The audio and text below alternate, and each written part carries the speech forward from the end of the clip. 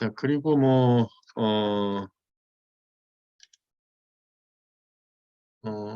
지난주랑 동일한 형태로 이제 진행을 하도록 하겠습니다. 발표 순서는 11일조부터 해서 쭉 발표를 하겠고요.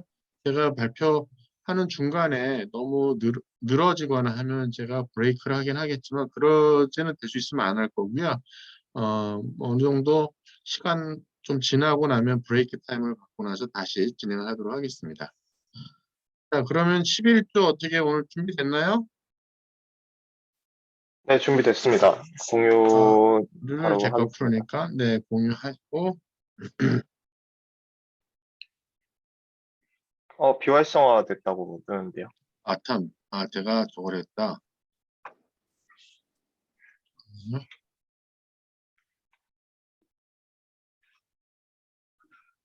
화면 공유를 내가 전체를 풀어줘야 되는데 그걸 안 했네.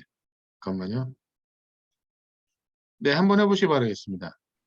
네.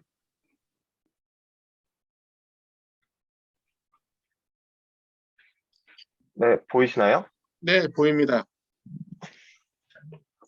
네, 그러면 바로 발표 시작하도록 하겠습니다. 네, 그렇게 하시죠. 네, 안녕하십니까. 푸스타과조 뎁스 카메라를 이용한 비전 슬램 사족 보행 로봇 발표 시작하겠습니다.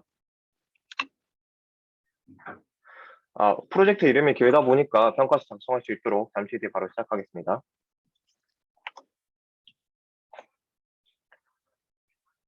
전체적인 개요입니다. 프로젝트에서 동력학과 제어공학의 집성체인 사족보행 로봇을 완성시켜 다양한 자세와 보행을 구현합니다. 주변의 입체적인 환경을 데이터화하는 뎁스 슬램과 객체들을 파악하는 오브젝트 디텍션도 구현할 것입니다. 구현한 뎁스 슬램과 오브젝트 디텍션을 웹에서 실시간 스트리밍과 동시에 로봇의 상태를 보여주어 로봇의 상태를 파악할 수 있습니다. 로봇의 구성은 다음과 같습니다. 바퀴 로봇과는 달리 네 다리로 중심을 잡고 보행과 자세를 취하기 위해 많은 계산과 설계가 필요합니다. 다리 개별의 역학적인 계산을 통해 움직임을 설계하게 됩니다.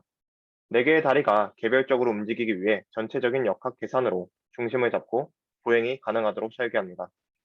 각각의 관절과 골격의 크기가 영향을 미치게 되는데 지탱하는 골격은 중심을 잡기 위해 계산과 설계가 필요합니다. 보행이 가능한 로봇을 설계한 후 발 운동 궤적을 계산하여 몸체의 움직임을 최소화하기 위한 설계를 하게 됩니다. 역학적 계산 후에는 조립 설계가 진행됩니다. 서브모터의 운동각과 관절의 무게 및 토크 힘을 계산하여 로봇 관절을 설계합니다. 다리당 3개, 12개의 모터를 개별적으로 제어를 하는데 이는 인베디드 컴퓨터로 I2C 통신하여 제어를 합니다. 이를 설계 및 개발하기 위해 많은 시간이 들어갑니다. 배터리는 로봇 무게에서 큰 비중을 차지하기에 유지 시간과 지탱 가능 무게를 적절하게 설계해야 합니다. 모터 및 인베디드 컴퓨터는 적정 전압이 있어 컨버터를 사용해 전압을 맞추도록 설계해야 합니다. 이를 PCB 기판으로 제작함으로써 최적화된 회로를 설계하게 됩니다. 로봇 주변의 입체적인 환경을 데이터화하는 슬램은 뎁스 카메라가 사용됩니다. 뎁스 카메라는 깊이를 파악할 수 있는 카메라입니다. 관성 측정 장치 IMU가 내장되어 있기에 현재의 위치와 주변 환경의 깊이를 파악하여 슬램을 구현합니다. 데이터의 오차 범위를 줄여 구체적인 판단이 가능하도록 부가적인 라이다를 사용해 정확한 슬램을 구현합니다. 뎁스 카메라는 RGB 영상도 촬영하게 됩니다. 촬영된 영상으로는 딥러닝 오브젝트 디텍션을 사용하여 로봇 주변의 객체를 파악하고 검출할 수 있게 됩니다.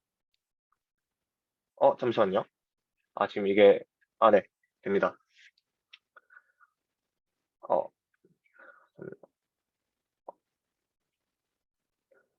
네, 웹을 통해 스트리밍 함으로써 로봇을 직접 보지 않아도 파악할 수 있게 구현할 계획입니다. 구현 목표는 총 4가지입니다. 첫 번째, 저희 로봇은 자체 무게 4.2kg을 버텨 자세를 유지할 수 있어야 합니다.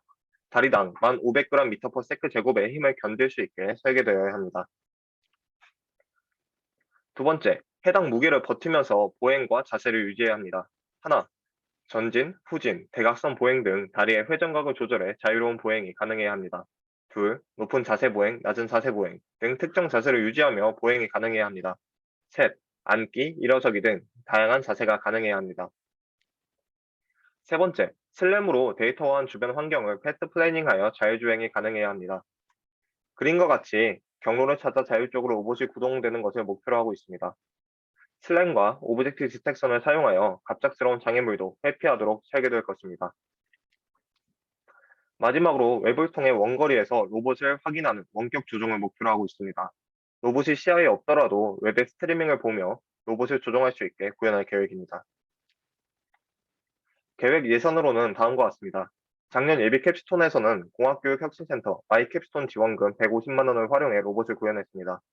올해는 과학기술정보통신부에서 주관하는 ICT 멘토링 지원금 130만 원과 전자정보공과대학 QX 지원금 180만 원을 예산을 확보했습니다. 저희 프로젝트에 기업 멘토로서 도움을 주시는 포스트테크사에서 140만 원대 실습 장비와 3D 라이다를 지원 대여해 주었습니다. 도합 약 500만 원의 구현 예산을 확보했으며 로봇 자체의 구현 추정 예산은 120만 원입니다. 로봇의 최적화 및 고도화를 진행할 수 있는 예산을 확보했다고 보고 있습니다. 수행 목표로는 다음과 같습니다. 졸업 논문 및 학술대회 논문을 계획하고 있습니다. 학술대회 논문으로서는 과학기술정보통신부 ICT 멘토링의 학술대회를 생각하고 있습니다. 연구를 진행하게 된다면 컨퍼런스 논문도 생각하고 있습니다. 수상 목표로는 진행하고 있는 QX와 한임에서 수상을 목표로 하고 있습니다. 2학기 때 진행될 마이캡스톤 대회도 참가할 계획입니다. 프로젝트에서 공부하는 자료를 문서화하고 오픈소스로서 공유하기 위해 교재 출판도 생각하고 있습니다. 마지막으로 사족보행 로봇을 구현함으로써 활용 방안에 대해 설명함으로써 발표 마치도록 하겠습니다. 현재 배달 및 운송 로봇은 구현하기 쉬운 바퀴 로봇을 상용화 계획하고 있습니다. 하지만 바퀴 로봇은 엘리베이터 유무에 따라 배달 가능 지역이 제한되고 엘리베이터를 로봇 혼자 사용해야 되기 때문에 출퇴근길 엘리베이터의 지연 원인이 되기도 합니다. 전용 도로를 새로 확보해야 하며 지형 지물에 대해 위험 요소가 너무 많습니다. 하지만 사족보행 로봇은 사람들이 자주 사용하지 않는 계단을 활용할 수 있기에 배달 가능 지역을 대폭 늘릴 수 있습니다. 지형 지물에 영향을 받지 않기에 전용 도로가 필요 없고 사람이 다니는 보도를 통해 운송 및 배달이 가능하게 됩니다. 배달, 운송 시스템의 새로운 플랫폼으로서 상용화 가치와 개발적 가치를 두고 있습니다. 이상으로 발표 마치겠습니다. 질문 있으신 분은 거리낌 없이 질문해 주셔도 되겠습니다. 감사합니다.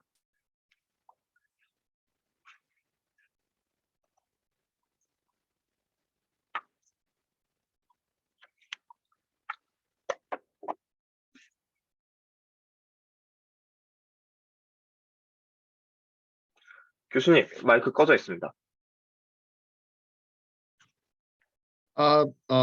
질문이나 코멘트 해주기 바라겠고요. 그 마이크를 채팅보다는 일단 마이크 켜고 나서 얘기해 주시면 더 좋을 것 같아요. 지금 채팅으로 질문이 들어왔는데 로봇 그러니까 S 이승건 씨 그냥 마이크 켜서 질문했으면 좋겠는데요. 혹시 들리시나요? 오케이. 네, 들립니다. 네. 혹시 로봇 소프트웨어는 어떤 기술 스택을 이용하실지 궁금해서 들었습니다. 네, 말씀드리겠습니다. 소프트웨어 자체는 총 세 가지 정도로 볼 수 있는데, 첫 번째는 제어 쪽의 소프트웨어, 그 다음에 슬램을 구현하는 소프트웨어, 그 다음 오브젝트 디텍션을 구현하는 소프트웨어입니다.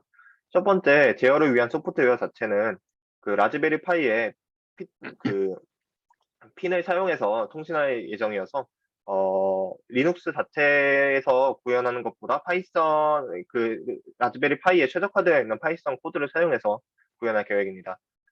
또한 위에 있는 슬램이나 그 오브젝트 디텍션 같은 경우도 파이썬을 사용해서 구현할 계획입니다. 그럼 추가 질문 하나만 더 드려도 될까요? 네. 그 로봇 소프트웨어는 지금 ROS라는 그런 운영 체제로 구현이 좀 쉽게 되어 있다고 알고 있는데 혹시 그걸 안 쓰시는 이유가 있나요? 로봇 쪽은 제가 답변 드리는 것보다 저희 쪽에 제가 딥러닝과 영상 처리 파트를 맡고 있고, 로봇 쪽 파트를 맡고 있는 김태윤 학생이 질문하면 대답해 드릴 수 있을 것 같습니다. 파이썬을 활용하는 것 자체가 로스에서 지원된 로스 파이를 활용한다는 내용이어서 로스 플랫폼 위에서 개발을 하는 것이라고 생각해 주시면 될 것 같습니다. 네, 그럼 제어도 로스 사용하는 거 맞나요? 네, 제어도 로스 안에서 지원을 하되 파이썬에서 지원되는 내용으로 MCU를 2차적으로 제어하는 그런 이중적인 통신으로 진행이 될 것 같습니다.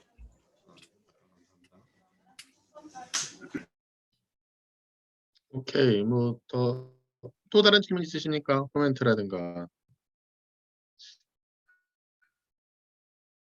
자, 그럼 없으시면 그다음 코멘트 쓰실 시간 조금 드리고요. 코멘트 쓰시는 동안 12조 발표 준비해 주시기 바라겠습니다. 네, 네, 권동욱 감사합니다. 씨는 권동욱 씨는 요거 조금 종이 좀 풀어주세요.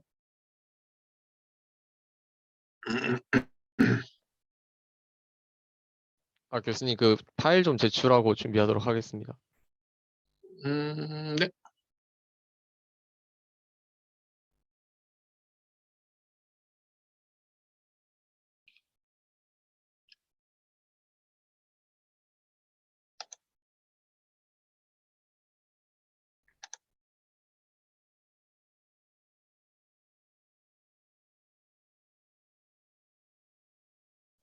보이시나요?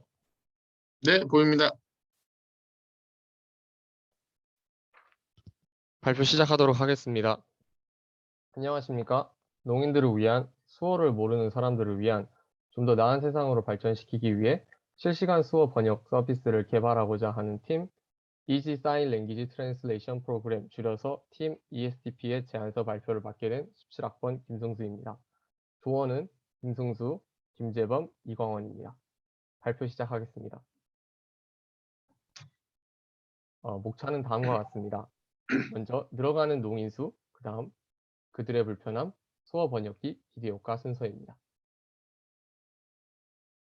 네, 먼저 국정 모니터링 지표에서 발표한 2014년 이후 연도별 등록 농인 수입니다. 그래프를 보았을 때 우리나라의 농인분들의 수는 꾸준히 증가하는 추세인 것을 확인할 수 있습니다. 다음으로 농인분들께서 느끼는 불편함에 관한 통계청 자료입니다. 통계청 조사에 따르면 가장 높은 우선순위를 차지하는 것은 역시나 의사소통에 관련된 어려움이었습니다. 예를 들어 전혀 다른 언어를 사용하는 사람이 여러분에게 말을 걸어온다고 생각해 보시길 바랍니다.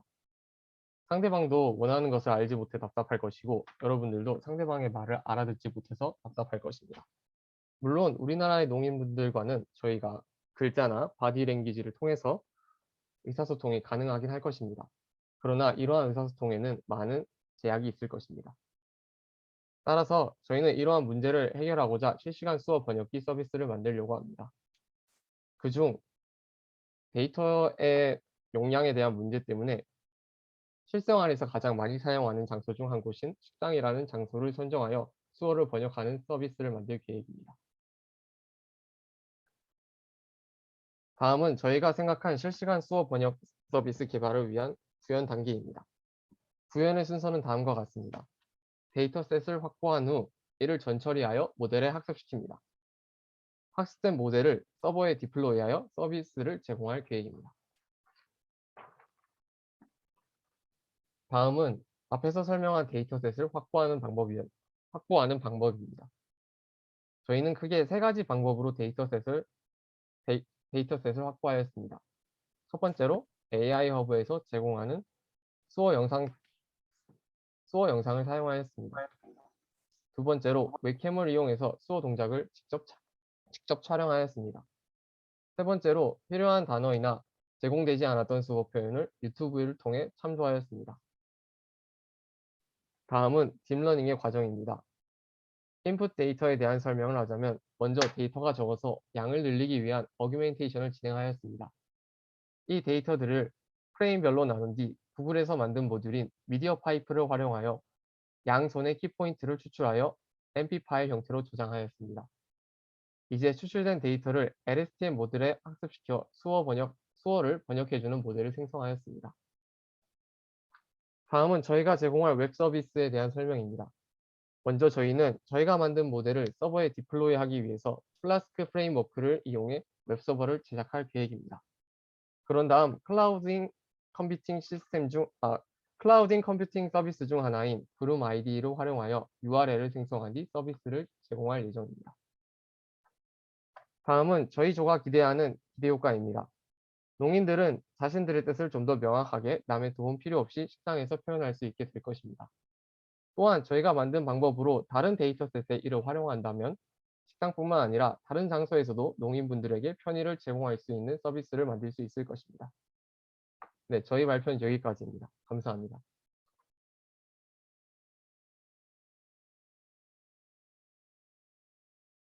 오케이. 발표가 아주 심플해서 좋았습니다. 자, 어쨌든 질문이나 코멘트 해주시기 바라겠습니다. 저 질문 하나 있습니다. 아, 네, 편하게 해주시기 네, 바랍니다. 그 중간에 LSTM 모델로 그 어린 모델 구축하셨다고 말씀하셨는데 구축이 된 건가요? 아니면 구축을 예정하고 있는 건가요? 이미 저희는 한 25개의 단어 정도를 번역할 수 있는 LSTM 모델을 이미 어, 만들어 놨습니다. 그냥 순수 LSTM을 사용한 건가요? 아닙니다. 그러니까 저희는 LSTM 네, 계층을 한 3층 정도를 썼었고 댄스도 좀 활용을 했었습니다. 네, 댄스를 사용했던 거는 네, 어텐션 같은 거 사용 안 하고 그냥 3 스택으로 LSTM을 그 모델을 만든 거죠? 네, 그렇습니다. 네. 그냥 궁금해서 저도 수어 번역 어린애 모델은 자주 만들지만 수어 예, 번역가서 안 RNN도 괜찮다고 만져가지고 저희도 생각을 했었는데 아무래도 수어가 이 영상인데 프레임별로 나누면 시간에 관련된 데이터가 되기 때문에 시계열에 좀 더 맞다고 판단이 드는 LSTM 모델을 사용하였습니다. 제가 말씀드린 어린애는 LSTM이랑 막 그런 거 다 합친 어린애는 말씀드린 겁니다. 예, 네, 알겠습니다. 네, 알겠습니다. 감사합니다. 예, 서로 좋은 이야기를 또 코멘트와 답을 해줘서 고맙습니다. 자, 그러면은 어, 제 목소리 들리죠? 자, 그러면은 저희 코멘트 쓰실 시간 동안 또 13조 또 준비하도록 하겠습니다.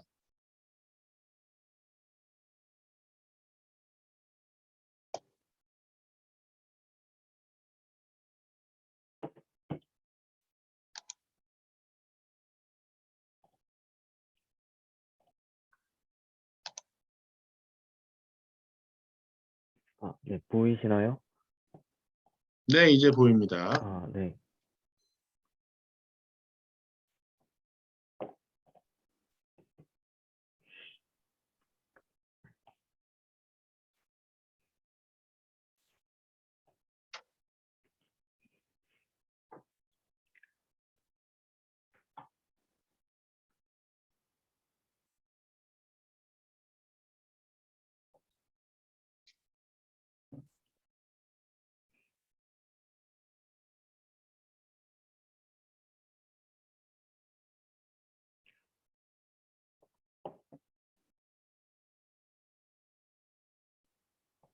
네, 발표 시작하면 되겠습니까? 네, 하세요. 네. 분류해줘의 발표를 맡은 일체학번 조재환입니다. 저희 조의 주제는 반도체 수율 향상을 위한 EDS 공정에서의 불량 유형 분석입니다. 발표 시작하겠습니다. 목차는 다음과 같습니다. 먼저 주제 선정 배경입니다. 반도체 시장은 전 세계적으로 IT 경기가 상승하면서 빠른 속도로 성장해 왔습니다. 현재 스마트폰과 태블릿 등 모바일 기기뿐만 아니라 자동차, 웨어러블 등 사물 인터넷과 로봇 분야도 빠르게 발전하여 이러한 전자제품의 필수적인 반도체의 수요 또한 증가하고 있습니다. 그러나 코로나 바이러스로 인해 주요 자동차 기업의 수요가 급감하여 부품 발주를 하향 조정하였으나 수요가 예상보다 빠르게 회복되고 반도체 재고가 급격히 소진되며 차량용 반도체 공급난이 심해졌습니다. 그래서 이러한 반도체 공급난 이슈를 해결하기 위해 여러 기업 및 정부들이 대책을 세우고 있습니다. 이러한 반도체 공급난에 있어 웨이퍼의 분류 과정에서 오류가 생기는 것을 방지하여 공급난 이슈를 해결하기 위해 주제를 선정하였습니다. 네, 저희의 최종 목적입니다. 저희의 최종 목적은 이제 실시간 영상 처리를 통해 웨이퍼의 이미지를 이제 웨이퍼를 이미지화하고 딥러닝 모델을 통해 불량 패턴에 대한 정보를 파악할 수 있는 것입니다. 또한 컨베이어 벨트와 카메라 제어를 통해 공정 제어를 할 수 있는 것입니다. 기대 성과입니다. 실시간 웨이퍼 빗맵 분석을 통한 테스트 작업 자동화에 따라 비용을 절감할 수 있습니다. 또한 웨이퍼의 분량 분석 기준을 획일화하여 이제 공정 분석 또는 관리 효율이 증가할 수 있습니다. 마지막으로 반도체 수요 향상으로 인한 반도체 공급 부족 현상을 해소할 수 있을 거라 기대합니다. 이론 및 동작 과정입니다. 네, 이제 반도체 8대 공정에는 웨이퍼 테스트 단계인 EDS 공정이 있습니다. EDS 공정은 웨이퍼 위에 전자 회로를 그리는 팹 공정과 최종적인 제품의 형태를 갖추는 패키징 공정 사이에 진행됩니다. 정기적 특성 검사를 통해 개별 칩들이 원하는 품질 수준에 도달했는지를 확인하는 공정입니다. 반도체 칩의 양품 및 불량품을 선별하고 불량칩 중 수리가 가능한 칩의 양품화, 팹 공정 또는 설계에서 발견된 문제점의 수정, 불량칩을 미리 선별하여 이후 진행되는 패키징 공정에서 불량칩을 미리 선별하여 이후 진행되는 패키징 공정 및 테스트 작업의 효율성을 증가하는 것이 목표입니다. EDS는 다음과 같은 단계를 거쳐 진행되며 마지막 단계에서는 불량칩을 육안으로 확인할 수 있게 이제 특수 잉크로 표시를 하게 됩니다. 이렇게 잉크로 결함 여부를 기록한 데이터를 시각화한 것이 이제 웨이퍼 빗맵입니다. 원래 웨이퍼 테스트는 엔지니어들이 육안으로 웨이퍼 빗맵을 검사하고 이들의 사전 지식에 크게 의존해 왔습니다. 이로 인해 검사가 부정확하거나 부정확하게 이루어지는 문제가 발생했습니다. 따라서 웨이퍼 맵 데이터셋과 딥러닝을 기반으로 한 웨이퍼 분류 프로그램을 설계하여 이를 웨이퍼 테스트의 보조적인 의사결정 도구로 이용하고자 합니다. 동작 과정입니다. 라즈베리 파이를 통해 컨베이어 벨트와 이제 카메라를 제어합니다. 컨베이어 벨트가 동작을 하고 웨이퍼가 카메라 위치에 도달했을 시 컨베이어 벨트가 정지합니다. 이때 카메라로 웨이퍼의 이미지를 얻어 딥러닝 분류 모델을 통해 결함 패턴을 분류하고 정보를 추출하게 됩니다. 이 작업이 마무리되면 다시 컨베이어 벨트가 동작하여 여러 웨이퍼에 대해 이와 같은 과정을 반복하게 됩니다. 다음은 웨이퍼의 결함 패턴 분류에 관한 내용입니다. 실시간으로 얻어진 웨이퍼의 이미지 데이터를 딥러닝 모델의 인풋으로 넣기 위해 전처리와 가공을 합니다. 전처리를 거친 데이터들은 딥러닝 모델을 거치며 패턴에 따라 분류가 됩니다. 사진은 딥러닝 모델을 통해 분류가 완료된 데이터를 출력한 결과입니다. 계획 및 역할 분담입니다. 중간 발표 전까지 이제 컨베이어 벨트와 카메라 동작을 구현하는 것이 목표이고, 이후 이미지 전처리와 분석한 데이터를 가공하고 출력하여 최종 모델을 만드는 것이 목표입니다. 감사합니다. 자, 질문이나 코멘트 해주시기 바라겠습니다.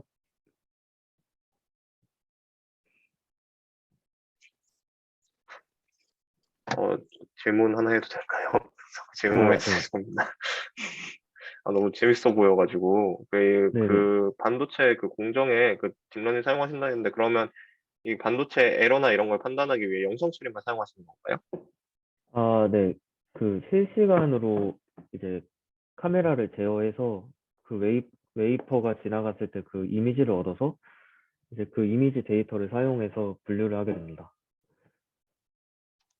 그럼 해당 방식이 실제 실제 현업에서 사용되고 있는 기술인 건가요? 아니면 새로 영상 처리로 하면 좋겠다 생각해서 만드시고 계시는 건가요?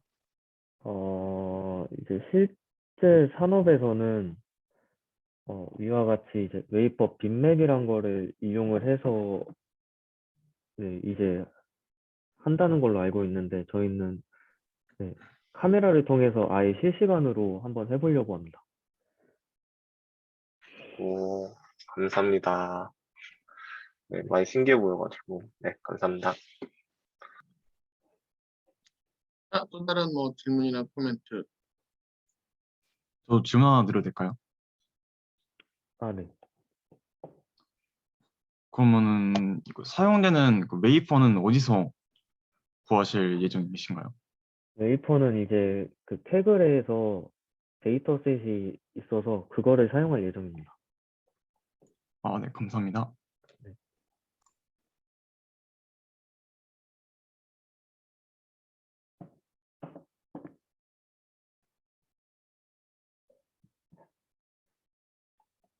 또 질문이나 뭐 코멘트 해주시 기 바랍니다.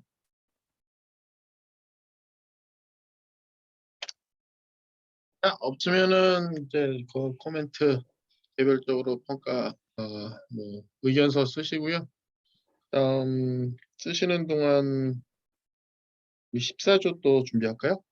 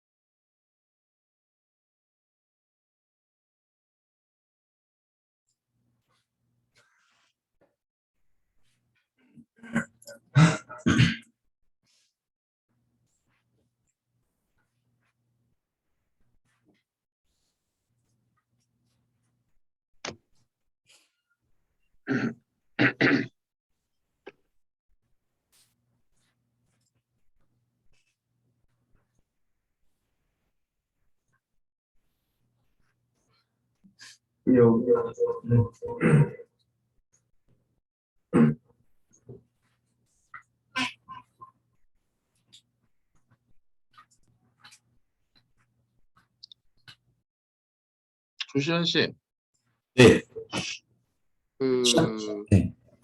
스피커를 좀 줄이거나 끄고 나서 얘기해야 될 것 같아요. 스피커 말씀하시나요? 파울링이 나고 있길래 지금? 아, 네, 잠시만요.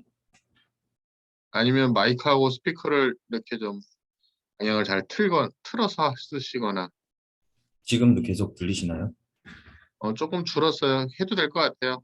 네, 발표 진행하도록 하겠습니다. 안녕하십니까. 영상 컨트롤 시스템 발표를 맡게 된 전통이 요리조리조의 조시현입니다. 발표를 시작하겠습니다. 제안 배경입니다. 유튜브를 보면서 다들 요리를 따라 해보신 경험 있으실 겁니다. 이때 손이 젖거나 더러워져 있어서 못 보고 지나친 장면을 다시 보고 싶은데 혹은 정지를 해서 자세히 보고 싶은데 못 보신 적 없으신가요? 저희 프로젝트는 그러한 불편함에서 비롯되었습니다. 앞서 말씀드린 그러한 불편함을 어떻게 해결할까를 제 예비 캡순 설계에서 고심했었습니다. 최종적으로 요리 영상을 비접촉 방식으로 조작을 할 수 있게 하는 시스템을 설계 목표로 선정하게 되었습니다. 세부적으로는 영상 처리와 음성 처리로 나뉘게 됩니다. 그렇게 선정한 두 가지 왓을 설계 및 구현하고 최종적으로 배포나 서비스를 해보고자 하였습니다. 기대 효과입니다.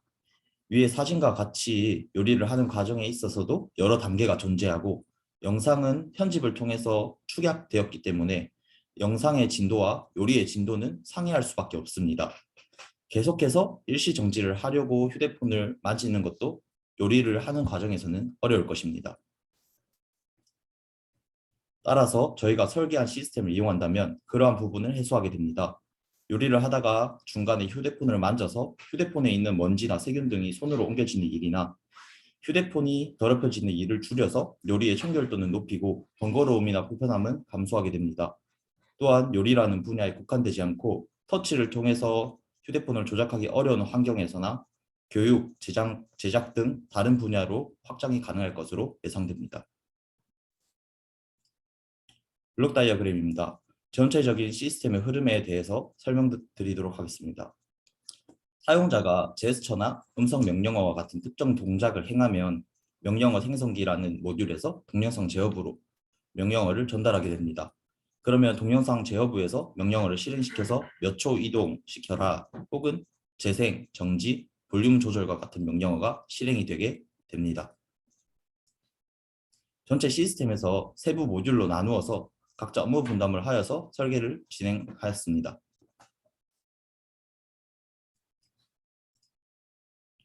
우선 예비 캡스톤에서 구현한 내용을 보여드리도록 하겠습니다.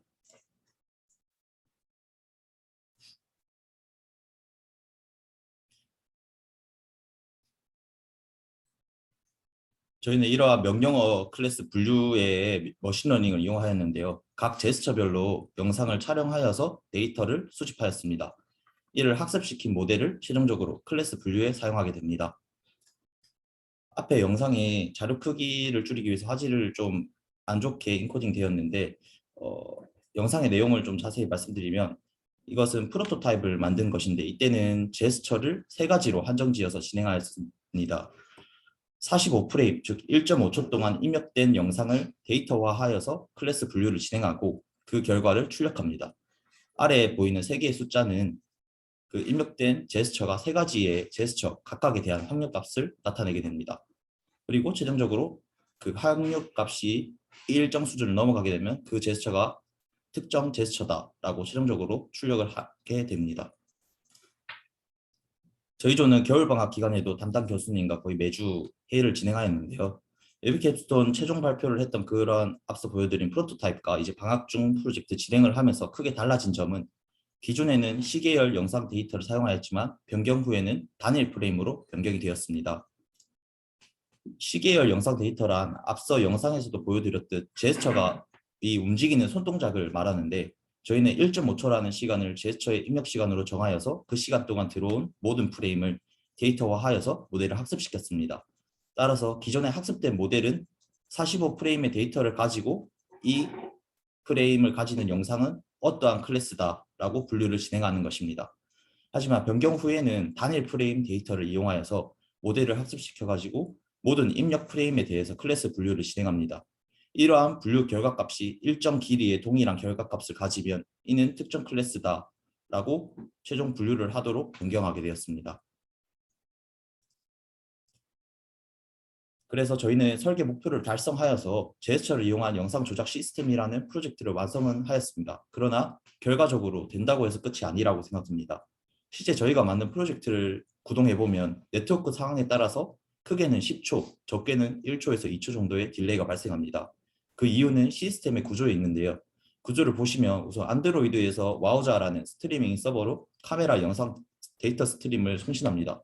서버에서는 스트리밍을 제공하며 클라이언트는 RTMP 프로토콜을 통해서 서버로부터 스트림을 수신하게 됩니다.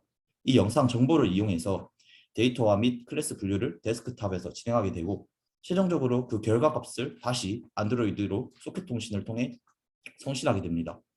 안드로이드는 이 결과값을 수신하면 영상을 조작하게 됩니다. 그러나 중간에 이 존재하는 와우자라는 이 서버 때문에 많은 변수가 발생하게 되고 이는 불안정한 시스템을 야기합니다. 따라서 저희 조는 이러한 부분에 있어서 개선의 필요성을 느껴 캡스톤 설계를 통해서 이러한 딜레이를 해결하고자 합니다. 일정 계획은 다음과 같습니다. 이상입니다. 감사합니다. 자, 뭐 질문이나 코멘트 하시기 바랍니다.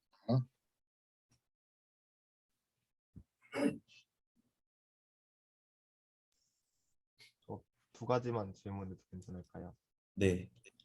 첫 번째는 그 45프레임이면 거의 1초 안팎, 거의 1.5초 정도 되는 영상인데 왜 네. 1.5초로 하신지도 궁금하고 또 데이터를 얼마나 수집할 수 있는지도 궁금합니다.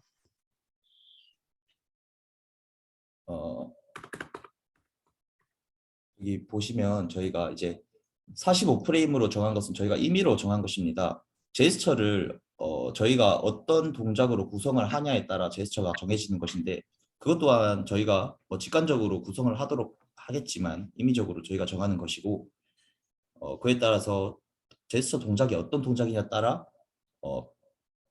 이 정해야 하는 프레임의 수도 저희가 정하는 것입니다. 그래서 저희는 임의적으로 45프레임이라고 정한 것이고 1.5초면 충분하다고 판단이 되었습니다. 그렇게 해서 그 각각의 45프레임, 한 프레임, 한 프레임, 한 프레임 이 1차원 데이터인데 그것들이 45개가 모이면 2차원 데이터, 즉 지금 여기 보시듯이 평면을 가지는 두 개의 좌표값을 가지는 축이 두 개인 그러한 형태의 데이터를 만들게 되고 그를 이제 학습시키게 됩니다. 네, 답변이 되셨을까요? 네네. 또 한 가지만 질문해도 될까요? 네, 그 스트리밍 서버를 와우자를 사용하신다고 들었는데 네, 저희도 프로젝트 사용해야 될 것 같거든요. 네, 네. 그래가지고 이거 네 혹시 이 와우자를 와우자 서버를 스트리밍 서비스로 사용하게 된 그 이유가 있을까요? 여러 스트리밍 어, 서비스가 있을 텐데. 서버 쪽 담당하고 있는 최동혁 학생이 답변을 하도록 하겠습니다.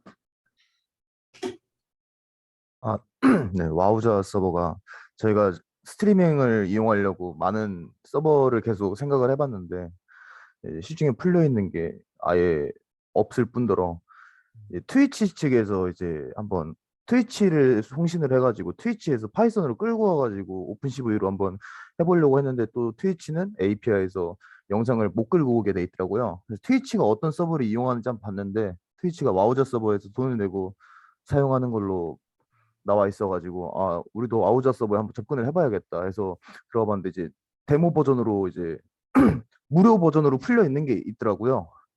일반인들도 다 이용할 수 있게끔 그래가지고 일단 그걸로 테스트를 한번 해보자 해서 해본 게 와우자 서버고 그다음에 또 와우자 서버에 대해서 그 주변에 아는 지인이 아는 게 좀 있어가지고 그 자문을 통해서 해서 지금 계속 와우자 서버로 이용을 하고 있습니다. 감사합니다. 저희도 프로젝트에 사용해야 될 것 같은데 계획 속에 있어가지고 근데 아는 게 별로 없어가지고 승호영답에 궁금해서 여쭤봤습니다. 감사합니다. 네.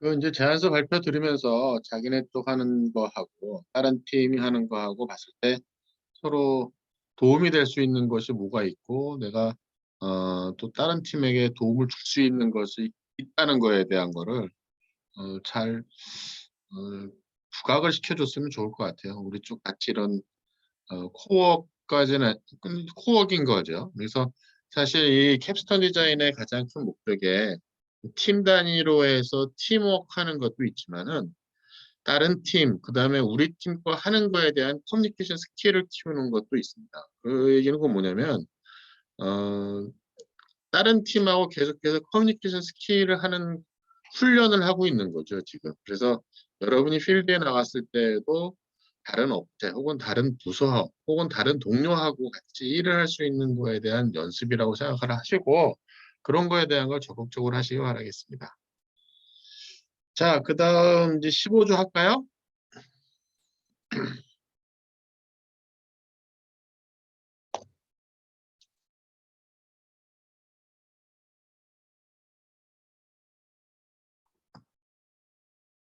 저 발표 시작하겠습니다. 뭐 안녕하세요. 저는 잠깐만 다른 팀부터 네, 어떻게 다 이전 14조 거에 대한 걸 다 쓰셨는지 모르겠네요. 그냥 뭐 해도 될런지 특별한 일 없으면 그냥 합시다. 네. 15조 CAT조 발표를 맡은 황예빈입니다. 저희 조의 주제는 신경망 학습 기반 RFID 송출 회로 설계 및 전자기 통합 해석입니다. 먼저 주제 선정 배경입니다. 저희는 예비 캡스톤에서 RLC 밴드패스 필터와 BJT가 포함된 회로의 특성을 예측하는 신경망 학습을 진행하였습니다. 아래 사진과 같이 RLC 회로에서는 인풋이 회로의 숫자들과 주파수, 아웃풋은 매그니튜드와 페이지이고 BJT 회로에서는 VC와 VB가 인풋, IC 값이 아웃풋 값입니다. 다음으로 BJT가 포함된 커먼 에미터 증폭기 회로에 신경망 모델을 적용시켰고 그 결과 오른쪽 표에서 볼 수 있듯이 제한 모델의 예측값이 수직 모델의 예측값보다 피스파이스 값에 더 가까운 것을 확인할 수 있었습니다. 이를 통해 인공신경망을 이용한 회로 해석이 가능하다는 결론과 피저빌리티 테스트를 완료하였습니다. 따라서 이번 캡스톤에서는 이를 더 복잡한 실제 회로 시스템에 적용하려고 합니다. 첫 번째로 기존 저주파 영역의 해석을 고주파 영역으로 확장시키고 그중 2차원인 회로 해석과 3차원인 전자기 해석을 융합할 수 있는 주파수 대역인 13.56MHz 범위에서의 RFID 회로를 선정하였습니다. 결론적으로 신경망 학습을 기반으로 회로 해석과 전자기 현상을 통합하여 분석하는 것이 목표입니다. 다음은 RFID 시스템 구조입니다. 크게 송신부와 수신부, 안테나로 이루어져 있으며 저희는 이중 송신부의 증폭 회로와 안테나와의 전작 현상을 인공신경망에 학습시켜 최종적으로 전파 방사 패턴을 예측하고 분석하는 것이 목표입니다. 설계 내용을 간략하면 다음과 같습니다. 우선 BJT 회로에서 쓰일 파라미터 값들을 인풋으로 잡고 피스파이스 시뮬레이션을 이용해 파워 앰플리파이어를 모델링합니다. 그 결과로 나온 전류와 전압값, 그리고 거기에 더해서 안테나 파라미터들도 인풋으로 설정하여 HFSS 시뮬레이션을 이용한 3차원 RFID 송신부 전작 현상을 모델링하고 최종적으로 전파의 방사 패턴을 예측하는 과정을 진행할 예정입니다. 다음 회로는 RFID의 13.56MHz 대역의 파워 앰플리파이어입니다. 저희는 이 회로의 파라미터 값들을 피스파이스를 이용해서 데이터로 추출해 인공신경망에 학습시킨 뒤 전류와 전압을 예측해내는 과정을 1차적으로 진행할 예정입니다. 그 다음으로는 앞선 신경망 모델에서 아웃풋으로 나온 전류와 전압값에 더불어 HFSS를 이용해 안테나 파라미터 값들도 인풋으로 넣고 이를 학습시켜서 3차원 RFID 송신부 전파의 방사 패턴을 예측할 수 있는 인공신경망을 설계할 계획입니다. 이를 플로우 차트로 정리하면 다음과 같습니다. 우선 타겟 값을 정하고 피스파이스와 HFSS를 이용하여 각각의 데이터를 추출합니다. 이를 트레이닝 데이터와 테스트 데이터로 나누어 학습을 진행시키고 알맞게 학습이 되었다고 판단되면 아웃풋 값을 추출합니다. 기대 성과는 신경망을 이용한 고주파 영역의 해석이 가능하고 복잡한 회로를 분석하는 데 드는 시간과 비용이 절감됩니다. 그 제한된 조건에서 시뮬레이션 결과와 근사한 결과가 획득이 가능하고 이는 시뮬레이션 결과를 바탕으로 학습하여 시뮬레이션 툴 없이도 회로 분석이 가능합니다. 회로 해석과 전자기 해석 통합하여 모델링이 가능하고 각각 다른 해석 방법과 다른 시뮬레이션 툴을 사용하는 것을 한 번에 통합하여 해석이 가능하도록 합니다. 그러면 역할 분담입니다. 저희는 회로 모델링과 전자기 모델링 두 가지로 나누어서 진행을 할 예정입니다. 앞서 나누었던 역할 분담을 바탕으로 4월까지 데이터 추출을 마치고 이후 신경망 학습을 진행할 예정입니다. 감사합니다. 자, 뭐 질문이나 코멘트 해주시 바라겠습니다.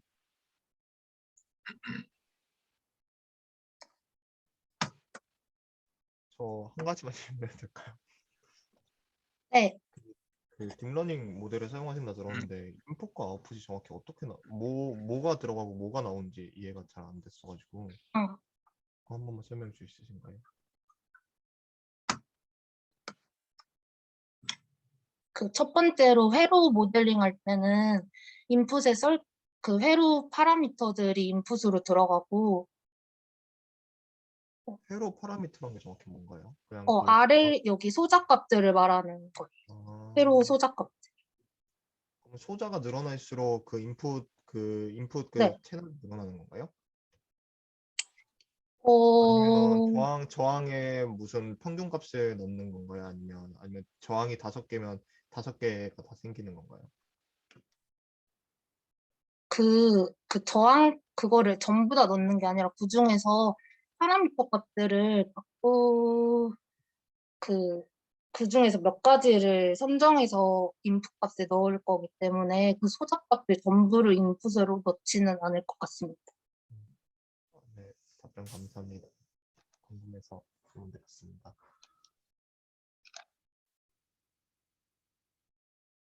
네, 또 다른 질문이나 코멘트?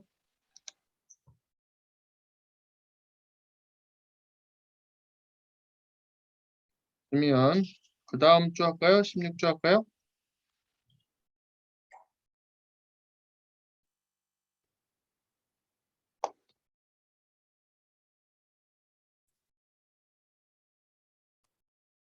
들리시나요? 네, 들리고 화면도 보이고 그러고 있고요. 발표 조금만 네, 네. 한 15초만 있다 할까요? 네. 왜냐면 이 화면의 제목도 좀 적어야 되고 지금.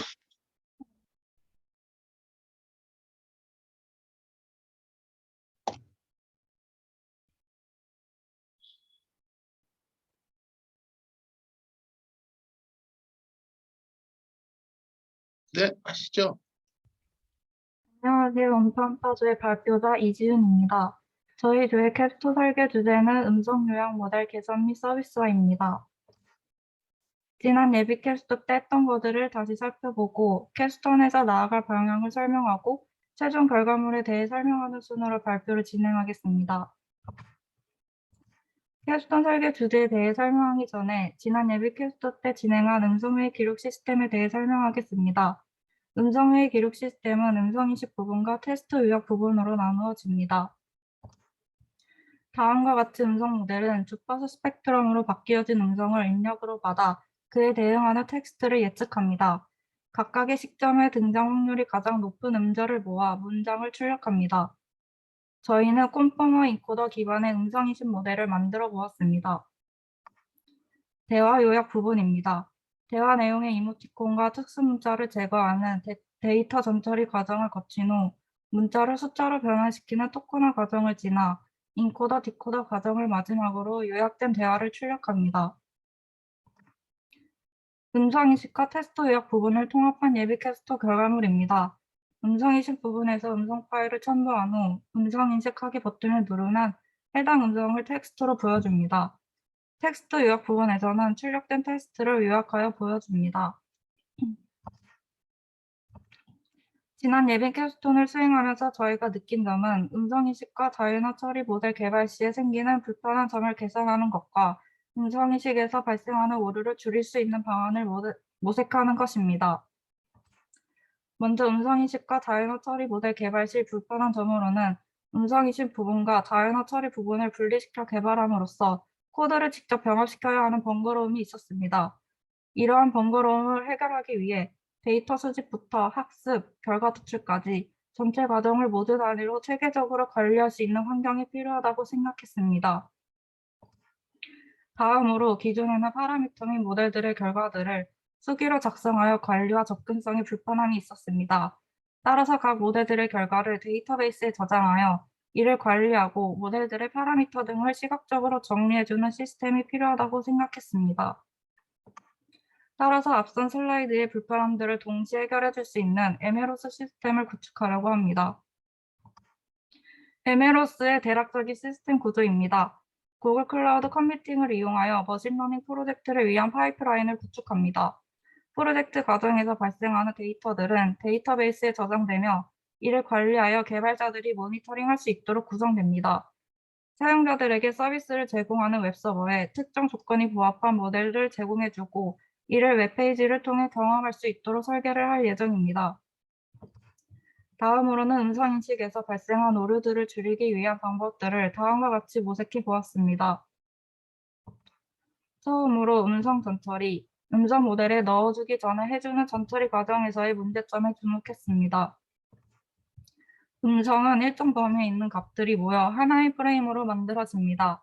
그리고 만들어진 이 프레임들이 모여 음성인식을 하는데 사용이 됩니다. 예비 캡스톤에서 저희는 25ms 단위로 음성을 나누어 각각의 프레임을 구성해 주었지만 이렇게 하면 순간순간 나타나는 25ms보다 짧은 특징들을 제대로 잡아내지 못한다는 문제점을 보였습니다. 예로 단 6개 프레임만으로 하나의 음절에 있는 초성, 중성, 종성을 모두 인식하기 힘들다는 결론을 내렸습니다. 그래서 이번 캡스톤에서는 그보다 짧은 예를 들어 10ms마다 특징들을 뽑아내서 음성인식에 사용해 볼 생각입니다. 음성이 주파수 스펙트럼으로 바뀌고 모델에 입력되기 전에 음성은 데이터 증강 과정인 어그멘테이션 과정을 거칩니다. 같은 단어를 느리게 말해도 빠르게 말해도 모두 같은 결과로 예측이 돼야 합니다. 느리게 말을 한 음성과 빠르게 말을 한 음성이 다양하게 입력이 되면 좋지만 이 모든 음성들을 모아 훈련하는 것은 쉽지 않습니다. 그래서 저희는 다음과 같은 기법들을 사용해서 음성 데이터들을 증진해 줍니다. 원본이 다음과 같다면 근데 이것도 또 몰라. 또 누구 또 불화설 터지거나 아니면 또 일부를 빠르게, 일부를 느리게 바꾸는 타임 워핑. 근데 이것도 또 몰라. 또 누구 또 불화설 터지거나 아니면 또 시간 축에서 마스킹하는 타임 마스크. 근데 이것도 몰라. 또 누구 또 불화설 터지거나 아니면 또 예비 캡스톤 때는 위에 그림과 같이 어그멘테이션을 적게 주었다면 이번에는 아래와 같이 어그멘테이션을 더 크게 주어 데이터 다양성을 늘려줄 예정입니다.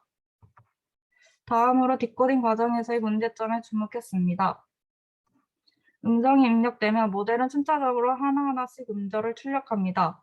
불화라는 결과가 나온 다음에 그 다음 나올 단어를 예측해야 하는데 음성 모델은 음성 정보에만 집중해 결과를 예측하기 때문에 음절이 모호하게 발음된 경우 이 예시와 같이 불화, 술처럼 의미가 이상하게 잘못 예측이 됩니다. 이와 같이 의미가 이상한 단어들을 교정해줄 방법이 필요하다고 생각했습니다. 저희는 입력된 문장을 바탕으로 다음 음절을 예측하는 언어 모델을 함께 사용해 의미가 이상한 단어들을 교정해줄 생각입니다. 언어 모델을 사용해 불화 다음에 가장 가능성이 높은 설로 단어를 교정해 줍니다. 마지막으로 음성 모델을 훈련하는 과정에서의 개선 방법에 대해 주목했습니다. 저희는 다음과 같은 준지도 학습, 비지도 학습 등을 통하여 저희 조만의 특별한 음성 인식 모델을 개발할 생각입니다. 최종 시험 목표입니다. 저희가 캡스톤 때 구현할 대략적인 MLOps 구성도입니다.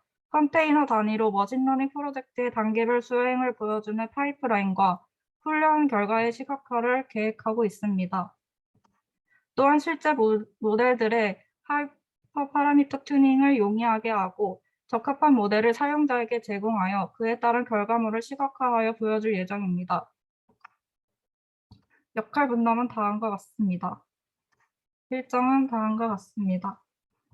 이상으로 음파 한파제의 발표를 마치겠습니다. 감사합니다. 뭐 질문이나 코멘트 하시기 바라겠습니다.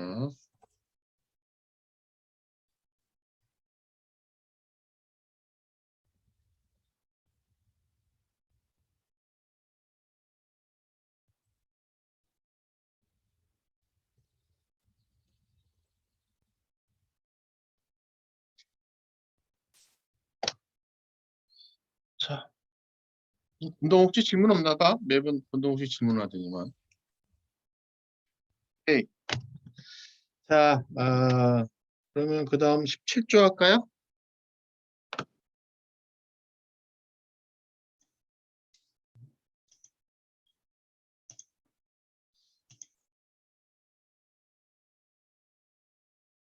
들리시나요? 네, 들립니다. 네, 혹시 화면 보이시나요? 화면도 잘 보입니다. 전체 화면으로 돌려주시면 될 것 같아요. 네, 그러면은 오케이. 네, 하시죠.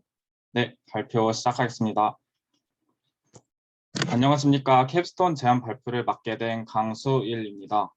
저희 캡스톤 주제는 대용량 데이터의 효율적인 처리를 위한 하이 밴드위스 트랜스미터 설계입니다. 간단하게 하이 밴드위스 트랜스미터 설계라 적으시면 좋을 것 같습니다. 팀명은 프리벤저스입니다. 그럼 넘어가도록 하겠습니다. 발표는 다음과 같은 순서로 진행하겠습니다. 먼저 주제 선정 배경입니다. 현재 코로나 시대로 인해 IoT, 인공지능 등의 4차 산업혁명의 발전은 오히려 급속도로 성장하고 있습니다.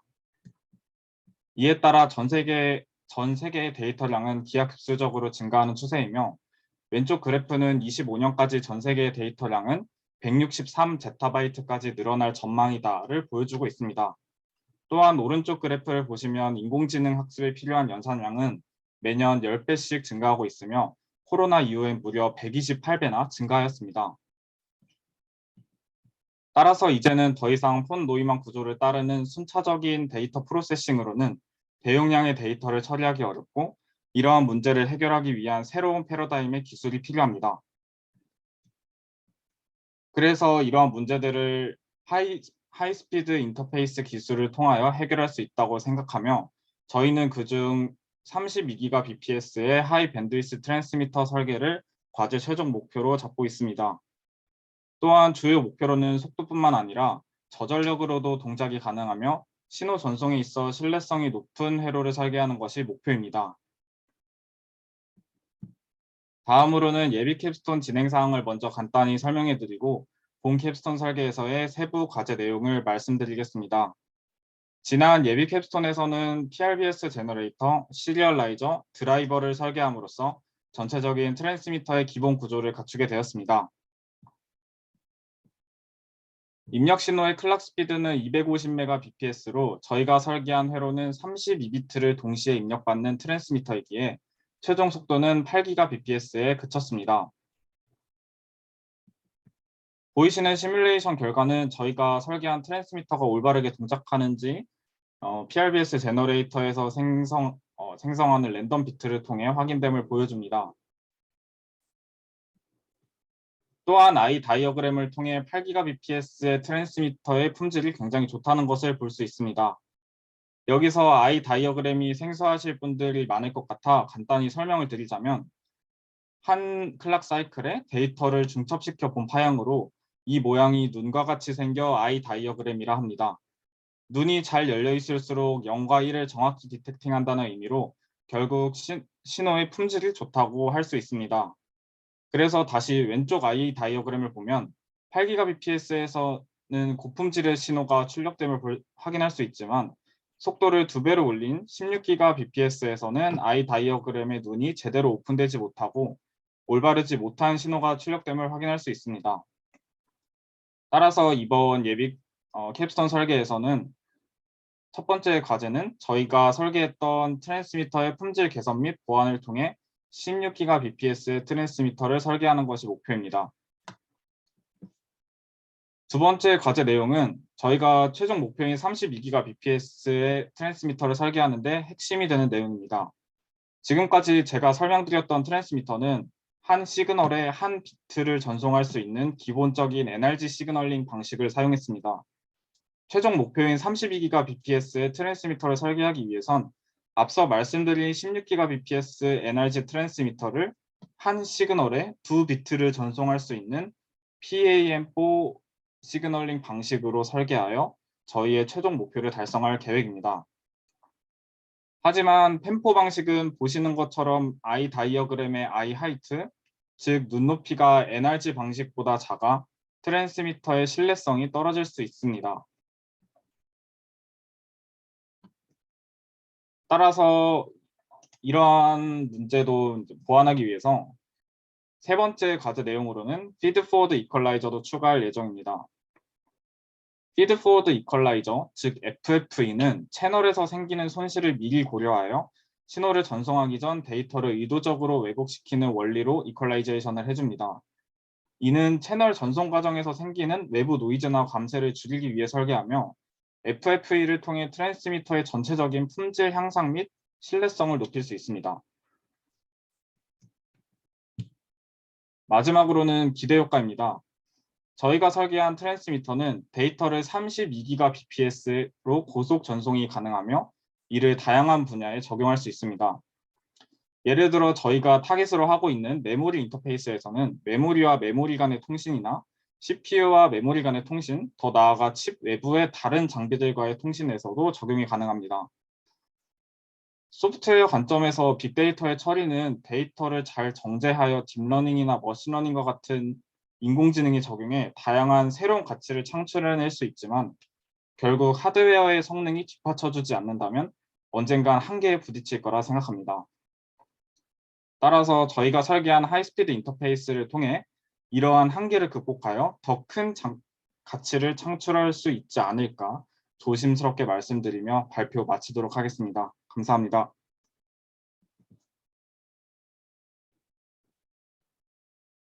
자, 코멘트나 질문하시기 바라겠습니다.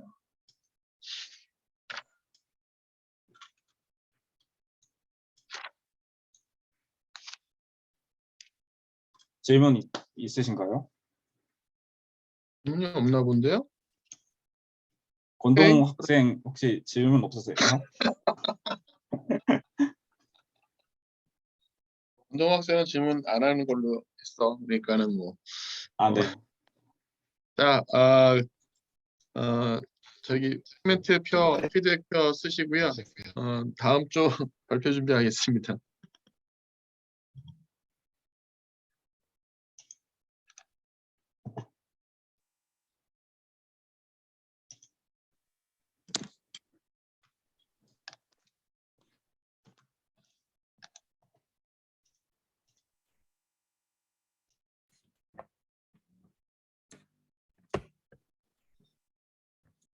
교수님 지금 시작하면 될까요? 한 10초만 있다 할까요?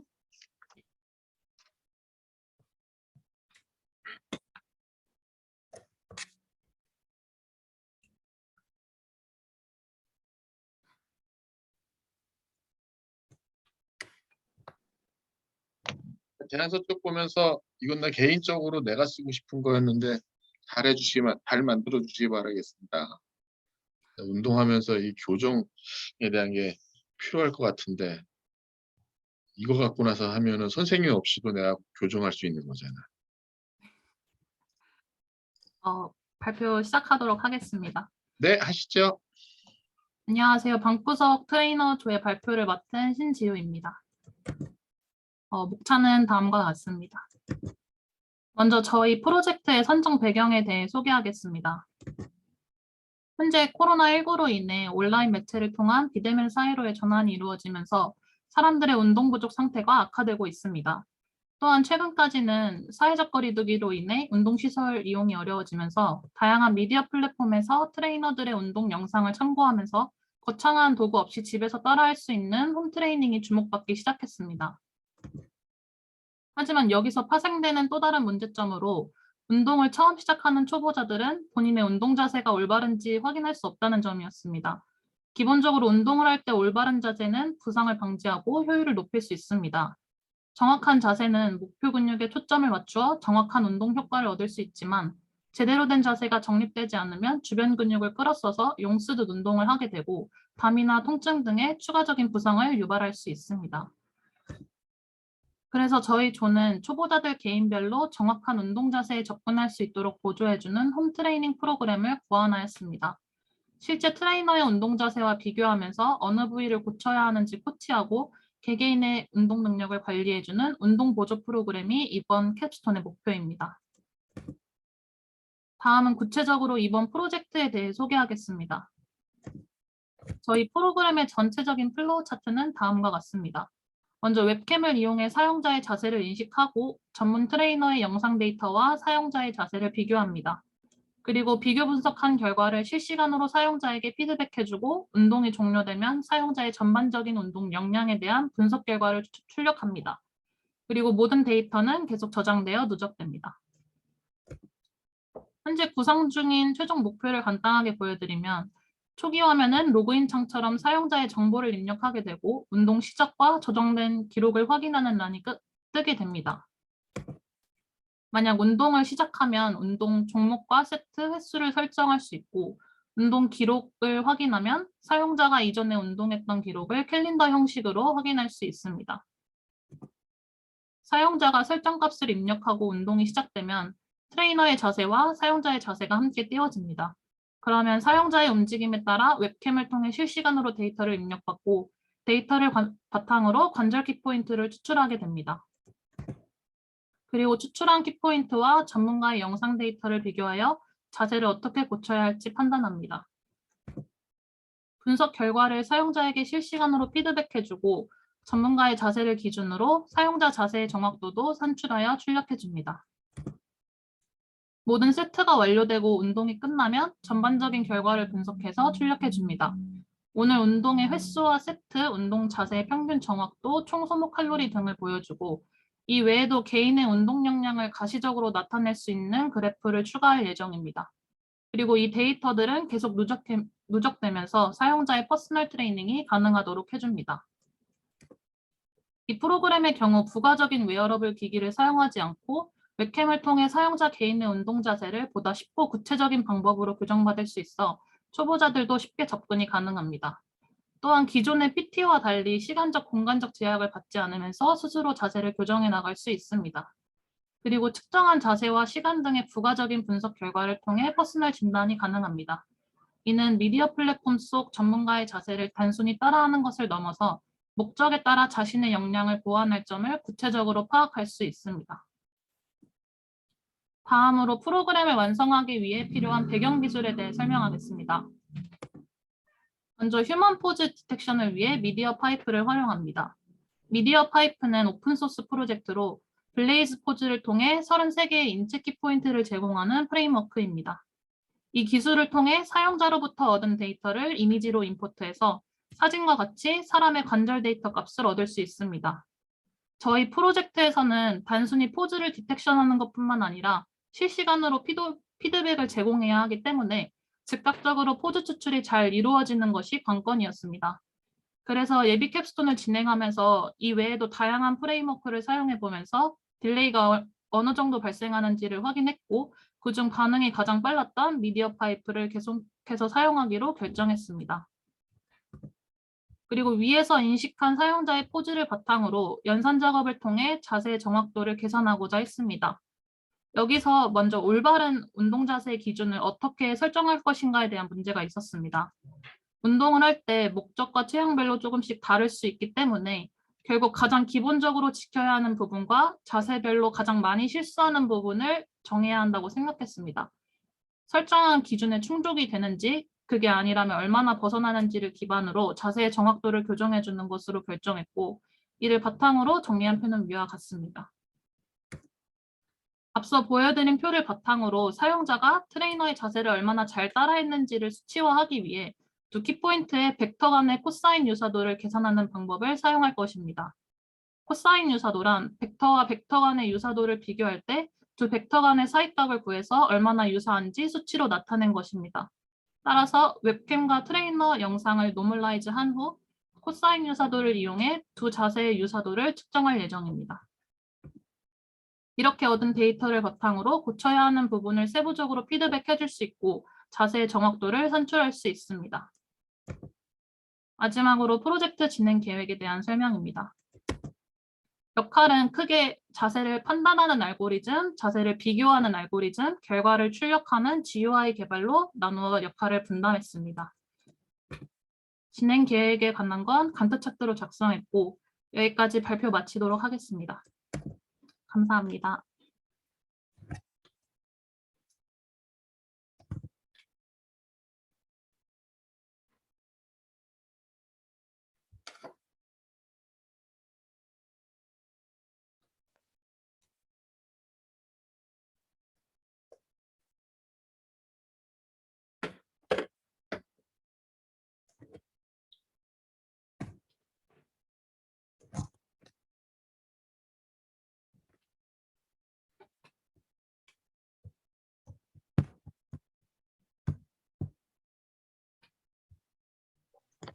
저 질문 하나 해도 될까요? 네네. 그 자세를 분석하려면 이게 실시간에서 분석하려면 이 자세가 시작하는 순간과 끝나는 순간을 모델해서 이걸 구분 지어야 될 수 있을 것 같은데 이걸 어떻게 하는지 그냥 궁금해서. 아직 그 구현하는 방법에 대해서 구체적으로 상의하진 않았는데 저희가 만든 이제 GUI 툴 안에서 뭐 전문가의 영상을 시작을 버튼을 누르면은 그때 전문가의 영상에 맞춰서 사용자가 운동 자세를 따라하는 식으로 설계를 할 계획입니다. 아, 네, 감사합니다.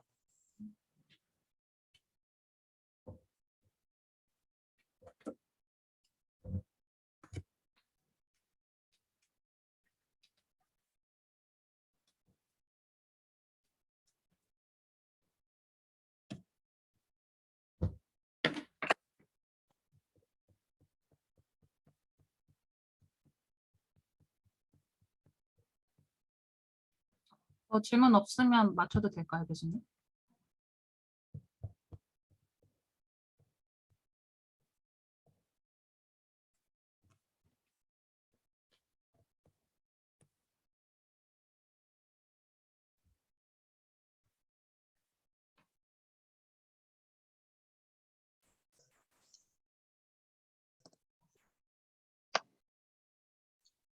발표 시작하겠습니다.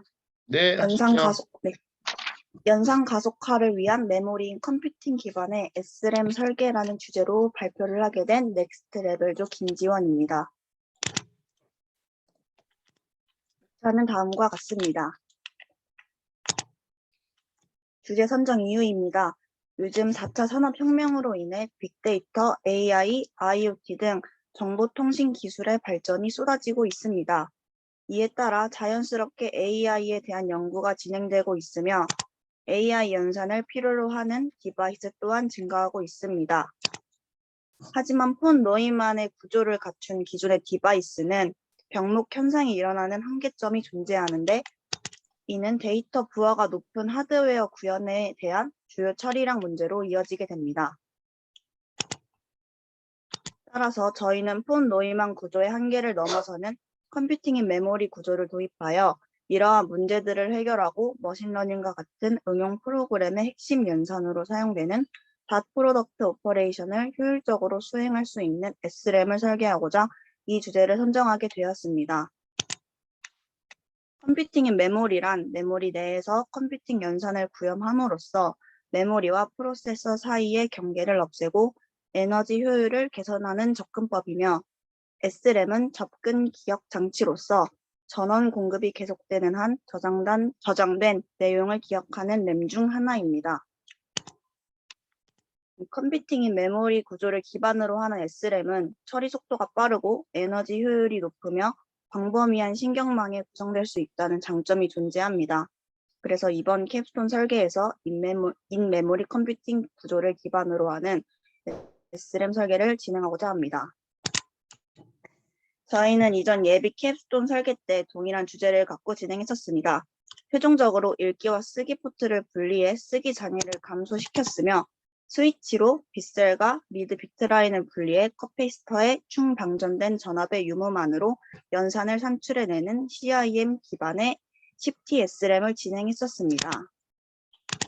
하지만 DAC나 ADC 같은 주변 회로부에 필요로 하는 장치들을 설계하지 못해 다소 완성도 높은 구조를 만들어내지 못했기 때문에 이번 캡스톤 설계에서는 기존 구조에다 부가적인 요소들을 설계하고 추가함으로써 좀 더 완성도를 높일 계획이며 이 외에도 메모리 구조의 변경, 센싱 저항 추가, 강화 편차를 줄이기 위한 OP앰프 추가 등 여러 가지 구조의 변경이나 설계를 진행할 예정입니다.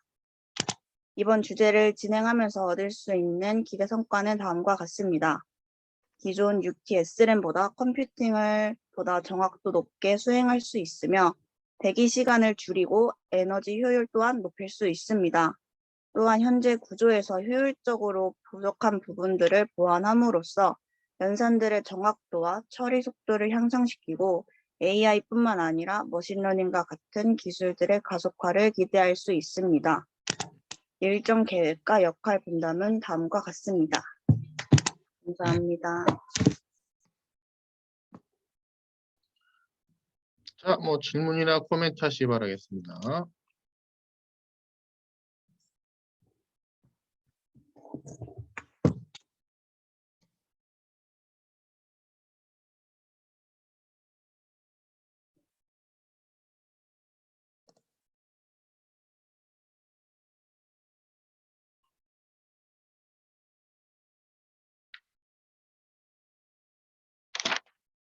질문이나 코멘트 없나 본데요? 저 오케이. 질문 하나 있습니다. 네, 하세요. 네네, 이제 메모리 구조 변경에 대해서 질문 하나 드리고 싶은데 이게 오히려 추가해서 성능이 나빠지는 경우가 있었나요? 추가를 이게 SRAM도 트랜지스터를 추가함으로써 효율이 나빠진다기보다 이제 면적이 커져서 이제 그에 대한 단점은 존재합니다. 네, 감사합니다. 자, 그다음 21조 할까요?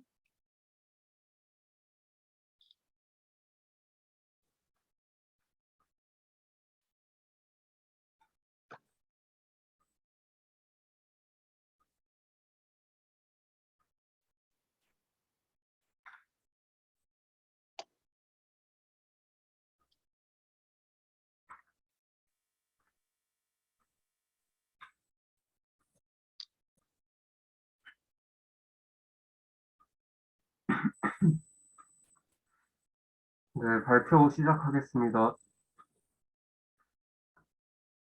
안녕하세요. 트렌드 섹터조의 캡스톤 설계 제안서를 발표를 진행할 박채범입니다. 목차는 다음과 같이 세 가지로 나눴습니다.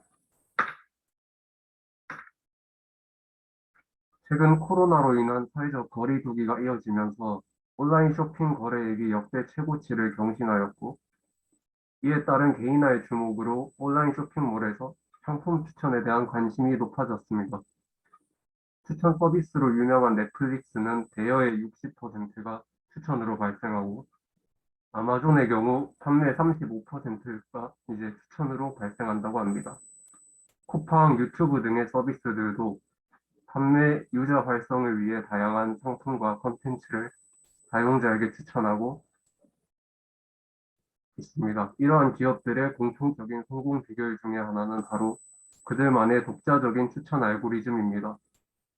AI 기반의 알고리즘을 적용한 고객 맞춤형 추천이 가능해지면서 매출, 클릭, 전환 등 중요한 쇼핑몰 운영 지표 향상에 기여하고 고객의 만족도를 높이는 중요한 개인화 서비스로 자리를 잡아가고 있습니다. 저희 조원들 또한 이러한 기업들이 제공하는 추천 알고리즘에 따라 콘텐츠를 즐겨왔으며 그중 패션 의류의 시장과 트렌드에 관심이 많다는 공통점이 있었습니다. 따라서 이번 설계의 최종 목표는 의류 추천 엔진에 활용되는 데이터를 수집하고 분포의 특징을 재구성 및 필터링해 기존의 추천 시스템을 개선시킨 저희만의 다양하고 새로운 추천 알고리즘을 제안하는 의류 쇼핑몰을 제작하는 것입니다. 그럼 예비 캡스톤 설계 수행 내역입니다. 진행했던 프로젝트의 전체적인 구조는 다음과 같습니다. 크게 웹페이지단, 우분투 환경의 서버단, 그리고 웹 크롤링 단 세 가지로 나눠져 있습니다. 뷰티풀 수프와 셀레니엄 라이브러리를 이용해 웹페이지의 제어 및 정보 수집을 진행했습니다.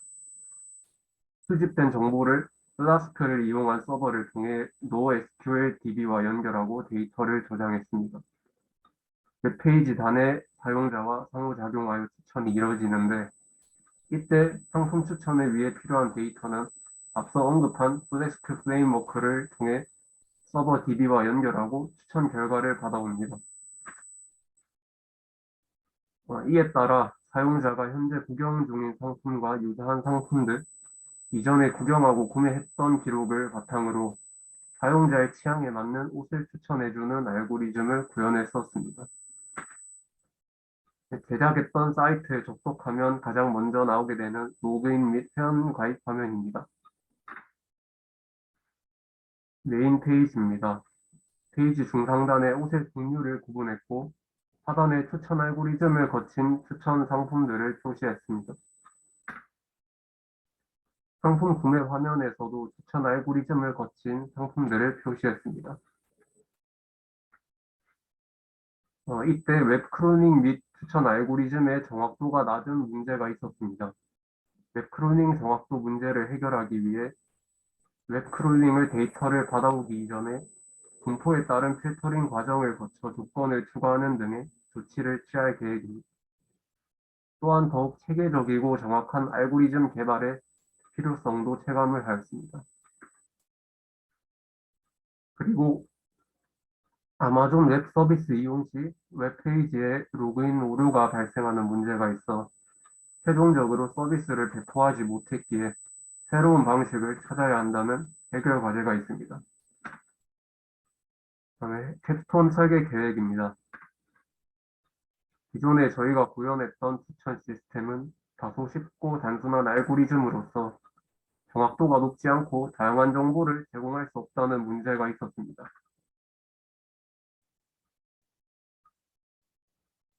이러한 기존의 알고리즘을 발전시켜 사용자가 많이 구매한 데이터 중에서도 최신과 과거로 분리하여 구매 내역의 중요도 차이, 향상된 컨텐츠 기반 필터링을 위한 데이터 분류, 콜라보레이티브 필터링을 바탕으로 다른 사용자의 최신 과거 데이터를 활용해 현재 인기 있는 의류를 추천하는 알고리즘 등 예비 캡스톤보다 더 다양한 하이브리드형 추천 시스템을 구현할 것입니다.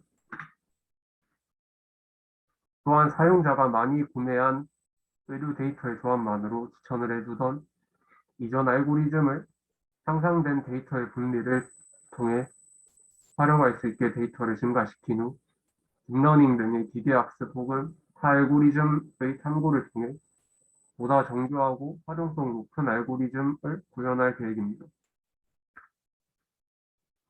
여러 알고리즘을 개발 및 추가하는 만큼 각각의 창에 대해 사용자의 입력이 새로 생기고 추가되는 창들에 대한 데이터를 주고받는 함수들도 새롭게 발생하므로 이에 따른 웹페이지 및 API를 AJAX 등을 이용해 서버에 추가시키고 보수하는 작업도 진행할 것입니다. 그리고 AWS 프리티어의 기반 문제로 인해 새로운 서버 방안을 강구하여 DB와 웹페이지를 다시 연결할 계획입니다. 저희 트렌드 세터즈의 데이터 수집 및 알고리즘 개발은 노승영 학생과 저 박채범 학생이, 웹페이지 및 서버 구현은 박세윤 학생과 서재호 학생이 업무를 맡을 예정입니다. 발표를 마치겠습니다. 네, 뭐 코멘트 질문해 주시기 바라겠습니다.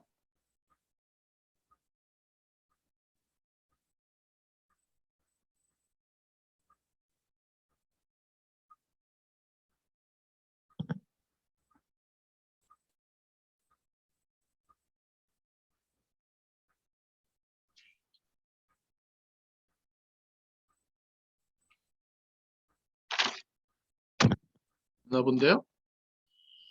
그러면은 22조 할까요?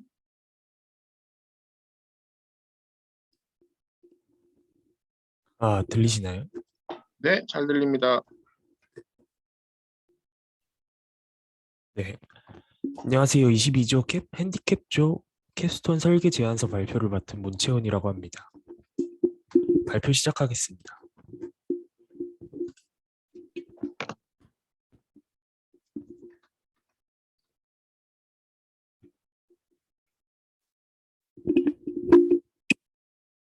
먼저 시각장애인이 안경을 쓰고 있는 것은 흔히 볼 수 있는 장면입니다. 지팡이를 가지고 걷는 모습을 주위에서 자주 볼 수 있습니다. 시각장애인들이 마주하는 문자를 지팡이 점자로 출력하고자 합니다. 안경에 카메라를 달아 카메라 모듈로 촬영된 글자만을 추출해 점자로 변환하고 모터를 이용해 지팡이 손잡이 부분에 점자를 출력하는 것이 목표입니다.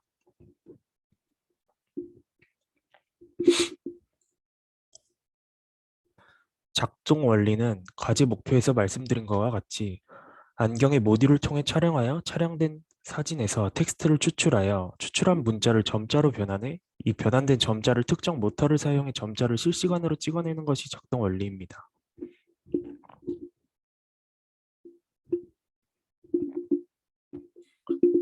전 처리는 텍스트 추출에 있어 구성 요소의 외곽선을 추출하여 저장한 데이터에서 불필요한 정보를 제거하고 얻어내고자 하는 패턴 혹은 정보를 정형화시키기 위해 필요한 과정입니다.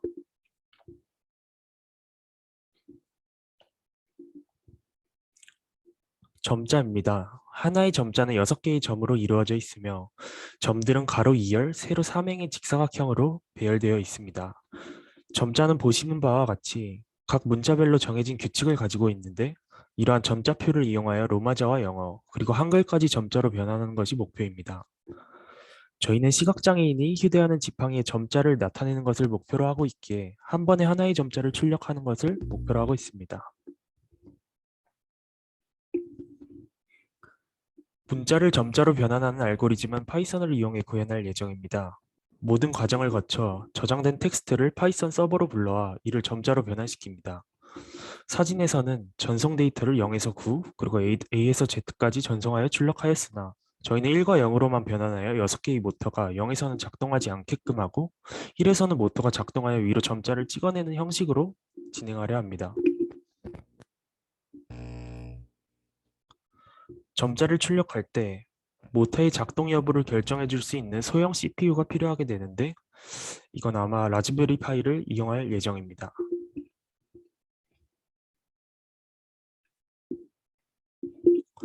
시각장애인들의 여가활동 참여가 생활 만족도에 미치는 영향이 크다고 합니다. 한국보건사회연구원 2020년 통계 기준으로 시각장애인들의 여가활동은 TV 보기가 88%인 반면에 스포츠 혹은 외부 활동이 10.5%로 낮은 수치를 보였습니다. 이 수치는 아직까지 시각장애인들에게 외부 활동은 정말 힘든 영역이라고 판단되어집니다. 시각장애인은 외출 시 지팡이 끝에 의지하여 청력으로 주변 사물들 소리를 듣는 게 가장 중요합니다. TTS와 같은 방법은 한계점이 있다고 사료되어 기존의 시각장애인들에게 제공되는 음성 TTS와는 다른 방식을 제공함으로써 다양한 분야에서의 활용과 시각장애인들의 외부 활동에 도움이 될 수 있음을 기대하고 있습니다. 이상으로 22조 핸디캡 발표를 마치겠습니다. 자, 뭐 코멘트 질문해 주시 바라겠습니다.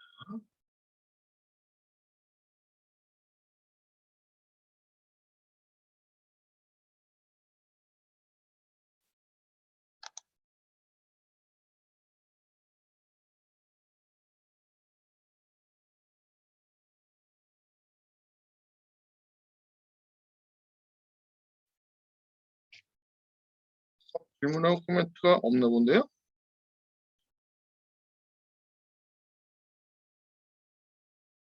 자, 그럼 여기까지 하도록 하겠습니다.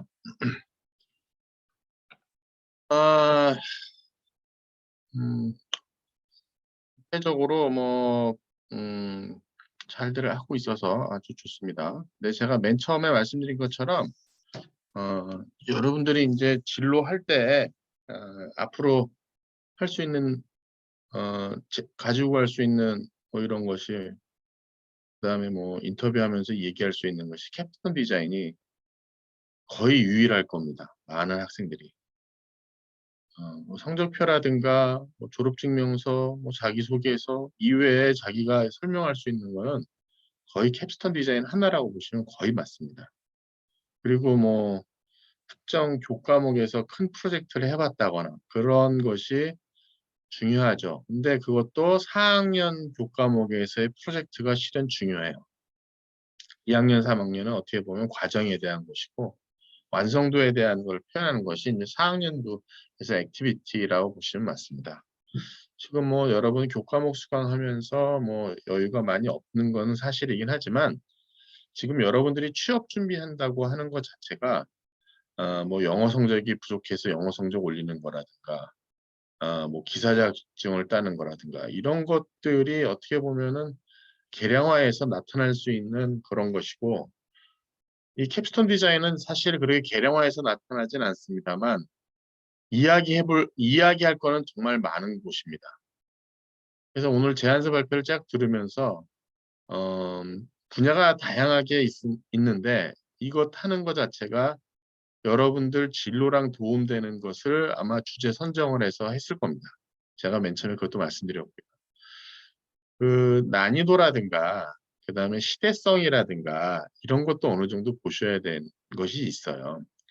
그다음에 우리 학과에서 여러분이 배우는 교과목에서 커버되는 것도 있지만 커버 못하는 것들도 있기 때문에 사실 그런 것들에 대한 거는 조금 여러분들이 별도의 스터디를 해야 되는 것이 있고 나중에 어디 가서 인터뷰할 때 그런 거에 대한 어필도 하실 수 있어야 돼요. 내가 우리 학과에서 제공받는 커리큘럼에 없는 것들에 대한 이런 노력을 했다. 이런 것들에 대한 것도 여러분들이 충분히 어필할 수 있으셔야 됩니다.